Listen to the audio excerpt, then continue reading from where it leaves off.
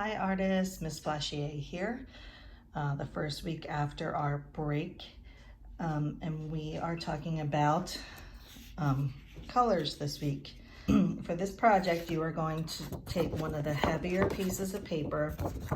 It's like kind of creamy, not real white like our other paper. See the difference? The creamy one's the one you're going to use. You're going to fold it in half, because we're only going to use half for this and then half for next week. After you fold it in half, you're going to cut it on the line.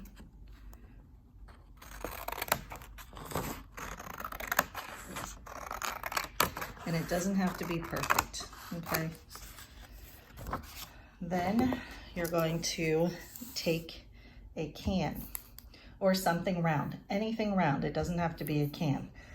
I just figured this was easy because I knew it was something that pretty much everyone would have in their house. And you're gonna take your can and you're gonna trace it. And after you trace the first one, I want you to put the can over top of the first one and trace it.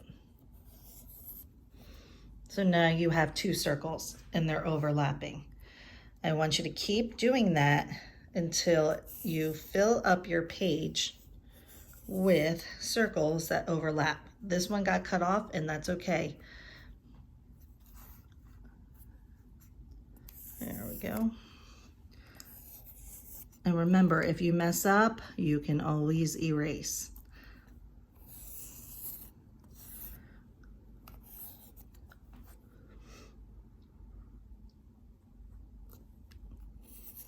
So you're gonna have a whole paper full of circles.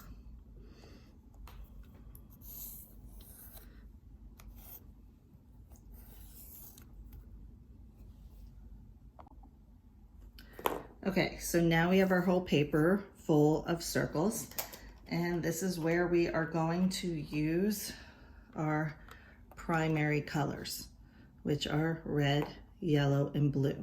This is where it gets tricky because you're gonna have to plan where they're gonna go. So if I paint this circle red, and I don't paint this, this, or this, I just paint this area here red, okay? And then I paint this one yellow. Where they overlap is where we're gonna pretend the colors mixed. So red and yellow make orange. Okay, you could also put yellow over here and then it would make orange here.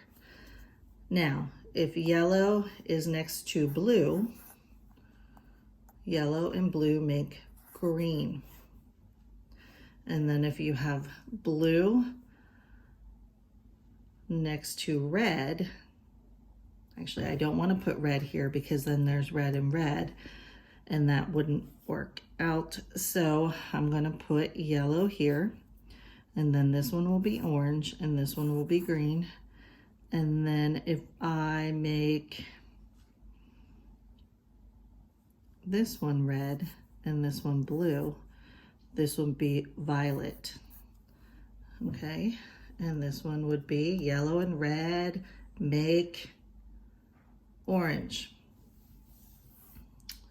Okay, so then if we make this one blue, this will be violet. And if we make this one red, this will be violet. And we can make this one yellow, and that would be orange. And blue and yellow make green.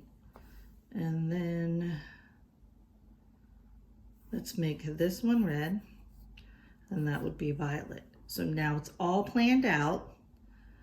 And you can see I don't have a red and a red next to each other because red and red is just going to make red. So you have to make sure that you have the different colors that are going to make the secondary colors, which are orange, green, and violet or purple. So now I'm set up to paint. I have my water, I have my paints, and my paper towel, okay? The first one I'm gonna paint is red. So I dipped my paintbrush in the water, got some red on it, okay? And now I'm gonna paint just this part red. Remember, you don't wanna paint where the circles overlap, because that's what the next color is gonna be, okay? Remember, if you get too much paint, you can always add more water to it and spread it out a little bit.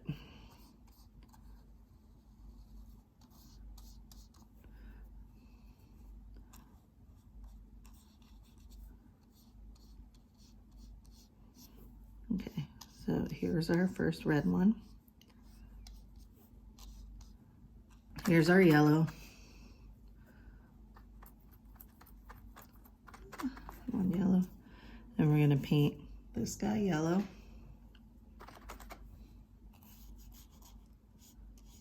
Just like I did the red. Do not paint where they overlap.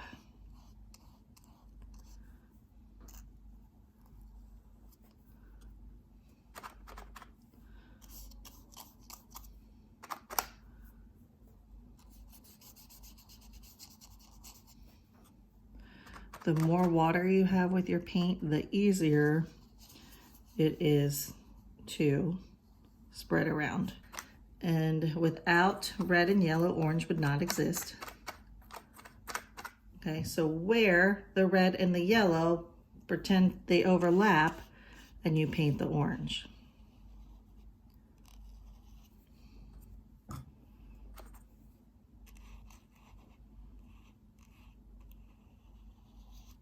Oops, and my red ran into there. My orange is running in to the yellow.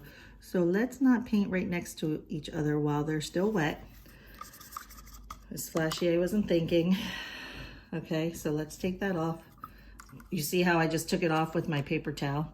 So now I can go back in with the yellow, and we'll leave the orange spot open till it dries. I think the best way to do it, now that I'm doing it and thinking about it, would be to do all the primary circles first. All the red, all the blue, and all the yellow. And then let those dry.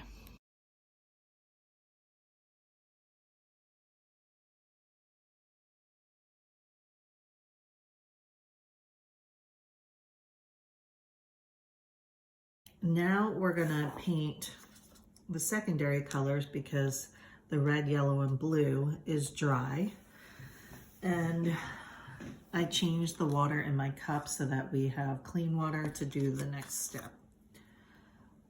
So again, you dip your brush in water, dip it in the paint to activate it. Remember, don't dig in the paint and make big gouges in your paint. So red and yellow make orange. So where they overlap, you're gonna paint orange. And remember, you have to wait for the primary colors, the red, yellow, and blue, to dry before you start painting the other colors. Where the blue and the red overlap is going to be violet or purple, okay? Make sure you have the right paint because your violet is the last one next to the red and it looks very, very dark, okay? So before you start, make sure you have the right one, because you wouldn't want to paint this black or brown by accident.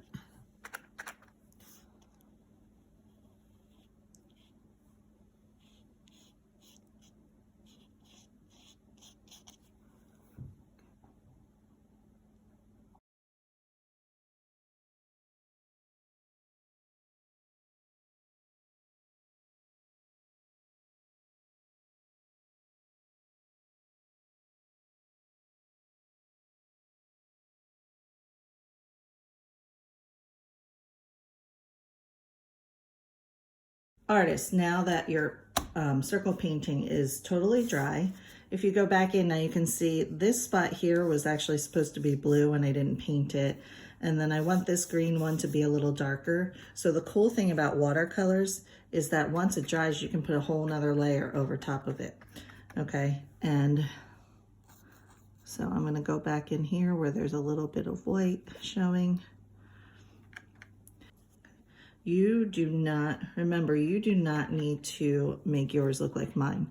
So if you wanna use a really big circle and only trace it 3 times, that's fine. You just have to make sure that you get all 6 colors. So please just do your own work the best that you can. Don't try and make it look like mine, because we are different people and yours will look different than mine no matter what you do. Okay, and see how much nicer the color, how dark the color gets after you start going back into it again. Go and have fun, my artists, and I will see you next week for our next color project. Bye.